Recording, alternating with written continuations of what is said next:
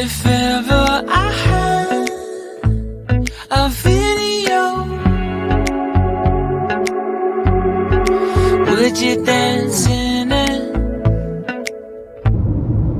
Hey guys, welcome back to our YouTube channel. I hope you guys are doing good, safe and sound.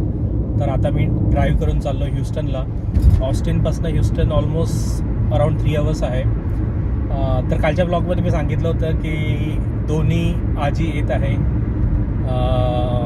माझी आई आणि श्वेताची mummy मामी.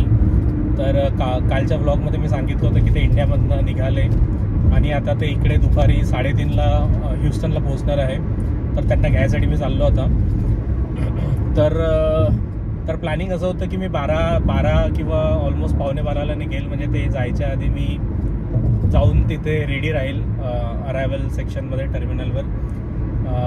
पण श्वेताने मस्त भाकर केली, स्वयंपाक केला, तर ते जेवणात वेळ गेला. मग श्वेता म्हणे की ते लोक थकून राहील, तर आणि संध्याकाळी येताना वेळ झाला ट्रॅफिकमुळे, तर काहीतरी नाश्त्याचा घेऊन जा. म्हणून मग शेवटी तिने वेळेवर उपमा केला.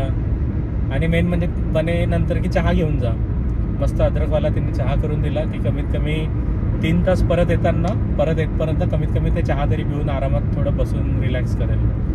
तर हे सगळं करतपर्यंत वेळ झाला आणि मी शेवटी निघतपर्यंत मला 12:30 वाजले. बट तरी आता असं दिसत आहे की मी लवकर पोहोचत आहो. ट्रॅफिक काही जास्त नाही आहे आणि थोडं पटापट आलो. तर ऑलमोस्ट मी 3:30 वाजता मी पण पोहोचत आहो, 3:30 वाजता ते पण पोहोचत आहे.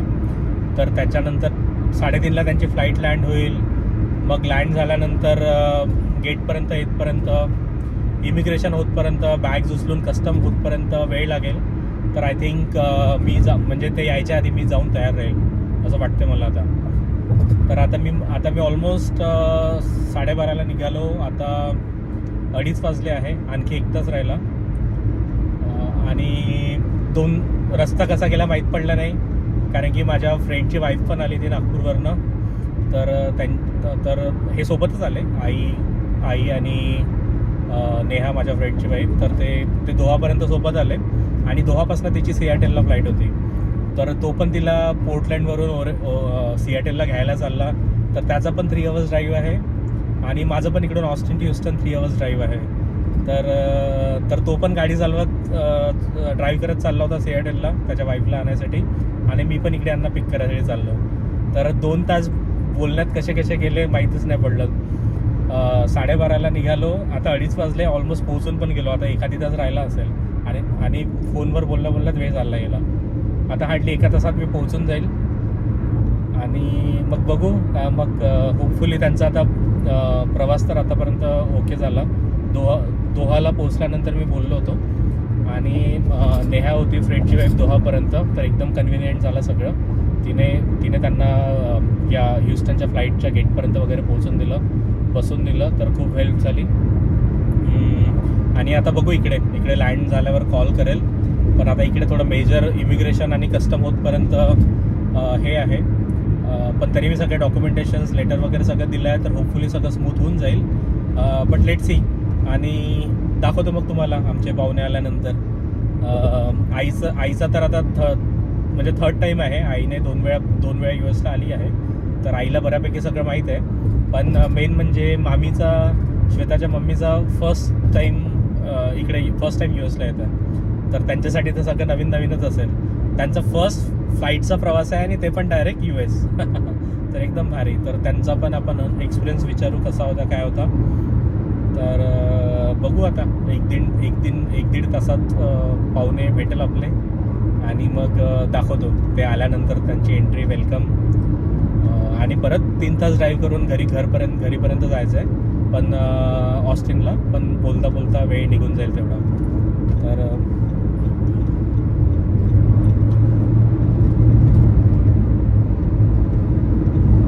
घरी जातपर्यंत पटापट वेळ चालला जाईल. आणि मग जसं मी काल सांगितलं माझ्या ब्लॉगमध्ये की डेली ब्लॉग करायचा प्रयत्न करेल आता. हे आई आणि मामी येत आहे, तर आतापासून डेली ब्लॉग करायचा प्रयत्न करेल. सगळे रेसिपीजचे ब्लॉग्स बघू. व्ह्यूज येत नाही आहे, कोणी बघत नाही आहे आमचे व्हिडिओज, पण तरी ट्राय करू.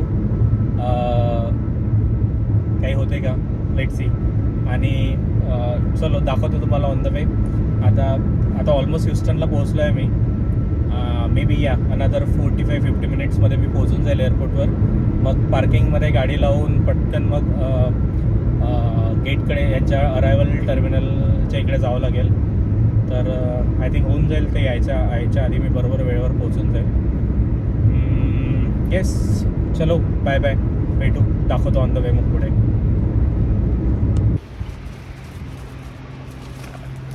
चलो फायनली मी आता एअरपोर्टवर पोचलो आहे.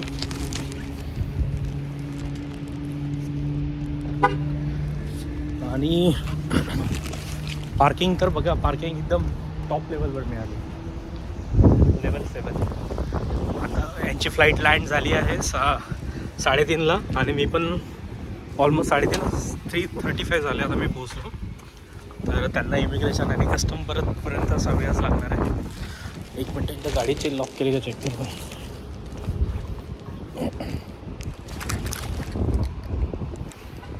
आणि हे बघा पार्किंगमध्ये टेस्लाचा नवीन ट्रक, सायबर ट्रक.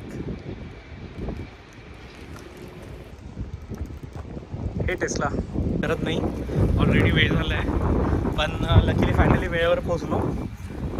तर आता जातो पटापट खाली आणि एकदा पाहुणे आले की दाखवतो. वेलकमसाठी बुके घेतले. चलो एक्सायटेड.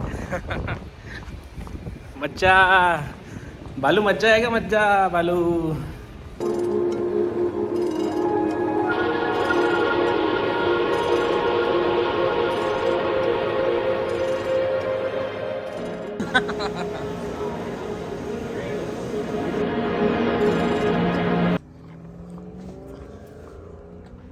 चला पाहुणे पोहोचले.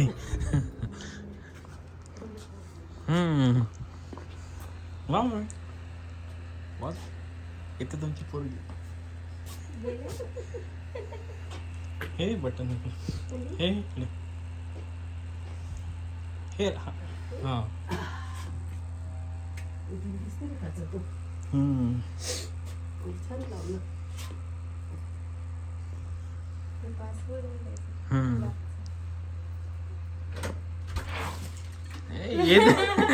येते म्हटलं तुझी मम्मी.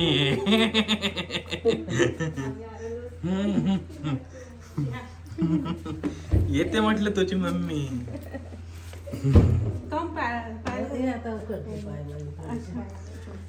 राहिले का तुझी मम्मी. हा येते का नाही.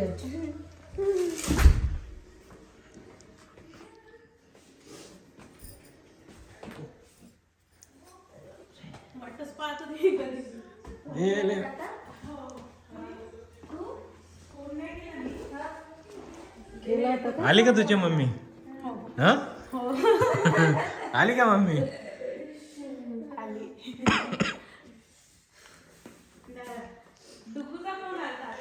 येते का नाही, येते का नाही, येते का नाही. हा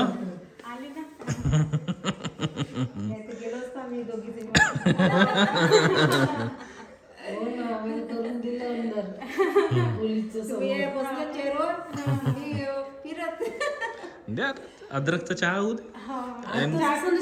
नाही काय तो नाही, तो मगांपासून आणि साखर कमी टाक.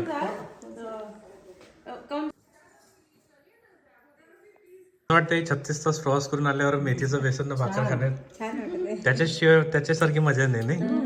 फ्लाईटचं जेवण पण फिके. Indian store. हां नाही इंडियातून नाही, हे इकडे ते करेबियन आहे, तिकडून येत असेल. छोट्या छोट्या कंट्री आहे तिकडून.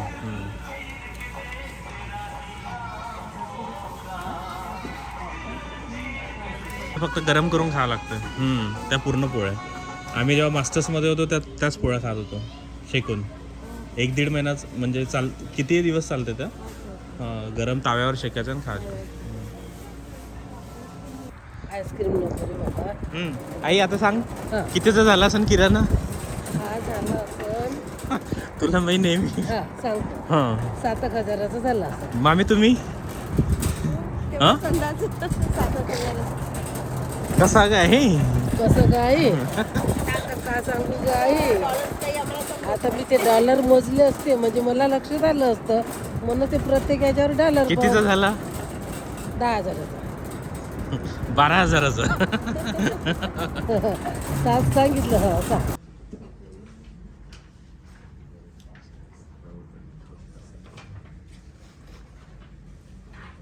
Messing with the baby often is the best way to wake them up, but if they baby often is the best way to wake them up, but if they still now until you know your baby what it takes for them. Okay? All right. Let's talk about swaddling. Okay? Just bring one side around and tuck.